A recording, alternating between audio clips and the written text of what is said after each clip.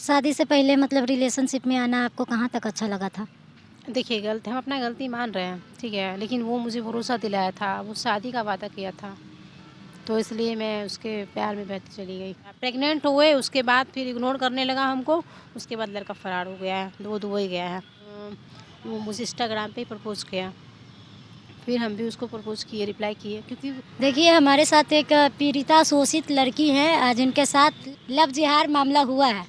तो आइए हम इनसे जानते हैं कि क्या कुछ इनके साथ हुआ, कैसे इनको कोई लड़का एक पल के लिए आया, प्यार जताया, कैसे एक पल में फरार हो गया। तो आइए इनसे हम जानते हैं बताइए कैसे क्या हुआ। हम मुंबई में जॉब करते थे, लड़का भी मुंबई में जॉब करता था। हम ट्रैवल कर रहे थे मेट्रो में, वो भी लड़का मेट्रो में ट्रैवल कर रहा था। मेरा पर्स छूट गया था मेट्रो में, वो मेरा पर्स देने के लिए आया था मेरे पीछे। फिर वो मेरा पर्स दिया, फिर नॉर्मली बातचीत हुआ, उसके बाद फिर इंस्टा आईडी एक्सचेंज हुआ। सामने से वो मुझे लड़का ही बोला था कि आप मेरे से फ्रेंडशिप कीजिए, हमको आपसे दोस्ती रखना है।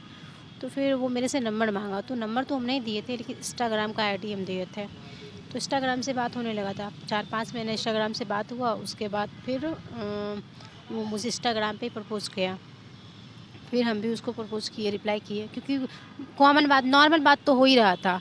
तो प्रपोज़ किया तो फिर हम लोग बॉयफ्रेंड गर्लफ्रेंड बन गए। उसके बाद फिर घूमना फिरना, हंसना बोलना, जो भी होता है टू जेड होने लगा। उसके बाद फिर 21 मई को मुंबई में बहुत अच्छा रिलेशनशिप था हम लोग का, घूमना फिर सब कुछ अच्छा चल रहा था, बहुत अच्छा चल रहा था। यहाँ तक कि हम जो काम कर रहे थे तो वहाँ का मतलब वहाँ का पैसे उठाते थे, मेरा महीने का पैसा उठता था। हम उसको बुला के, उसको फ़ोन करके मिलने के बहाने जाते थे और उसको पैसे भी देते थे हम अपना।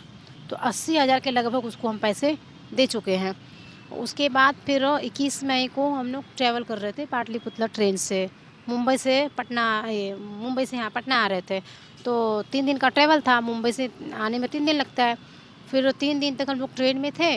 उसके बाद फिर दानापुर उतरे, फिर दानापुर 5:30 बजे सुबह उतरे दानापुर। फिर उसके बाद फिर पटना के लिए हमको ट्रेन में बैठाया, वो बोला सोनम यही ट्रेन तुम्हारे गाँव तरफ जाएगा, तुम उधर चले जाओ, मैं अपने गाँव चले जाता हूँ, वो बक्सर ज़िला का है। फिर वो अपने गांव चले गया। फिर उसके बाद फिर थके मरे थे तो 1-2 दिन बात नहीं हुआ। उसके बाद फिर बातचीत होने लगा। फिर 5 जून को वो हमसे मिलने के लिए पटना गेस्ट हाउस, पटना में सगुना मॉल के पास सपना गेस्ट हाउस है ऐसा कुछ, तो वो मुझे वहाँ बुलाया। अब पटना के बारे में हम उतना जानते नहीं हैं, हमको बताते गया ऐसे से आना, ऐसे से आना, तो हमको रिसीव करने भी आया था पटना जंक्शन पे। फिर हम गए वहाँ पे, फिर अंदर गए और आधार कार्ड मेरे से फ़ोन पे मांगा था, सबमिट किया गया वहाँ पे आधार कार्ड। फिर हम लोग में फिज़िकल वगैरह सब कुछ हुआ 5 जून को। अब लड़का फरार है। हाँ, उसके बाद लड़का दुबई चला गया, प्रेग्नेंट हुए उसके बाद फिर इग्नोर करने लगा हमको, उसके बाद लड़का फ़रार हो गया है, वो दुबई गया है। शादी से पहले मतलब रिलेशनशिप में आना आपको कहाँ तक अच्छा लगा था? देखिए, हम अपना गलती मान रहे हैं, ठीक है, लेकिन वो मुझे भरोसा दिलाया था, वो शादी का वादा किया था, तो इसलिए मैं उसके प्यार में बहती चली गई।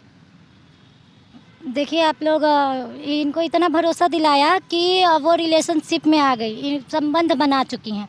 वो भी एक बार नहीं कई बार बनाया है, इतना बनाया है कि वो प्रेग्नेंट हो गई थी और जो लड़का है बॉयफ्रेंड वो छोड़कर अभी फरार है। जैसे ही इसे पता चला कि भाई लड़की प्रेग्नेंट हो गई है, दवाई ववाई दिलाए, उसके बाद फरार हो गया। अब क्या कीजिएगा आप? हम उसके साथ रहना चाहते हैं। वो नहीं रखेंगे तो क्या कीजिएगा? तो उसके घर पे जाके मर जाएंगे। उनका घर आप गई थी ना? हाँ, गए थे। उनके पिताजी क्या कहें आपको? उनके पापा बोले ना कि ठीक है हम आपको बहू के रूप में एक्सेप्ट करते हैं, लेकिन ना अभी थोड़ा दिन के लिए हमको टाइम दो। तो वो तो ब्लॉक कर चुके हैं आपको? हाँ, ब्लॉक कर चुके हैं। जब मतलब ये सब बात बोल दिए, बातचीत की है, पहले तो बोला कि ठीक है एक्सेप्ट करते हैं, 1-2 बार बात भी हुआ फ़ोन से, उसके बाद भी उनको ब्लॉक किया है। क्या लगता है कि आपके जो ससुर जी ये सब हैं आपको रखना चाह रहे हैं, इग्नोर ये भी कर रहे हैं, क्यों? अनवर अंसारी जो है ना हमको इग्नोर किया, वहाँ पे मतलब कोई माहौल क्रिएट ना हो, माहौल ना बने, इसलिए वो हमको वहाँ से हटाया।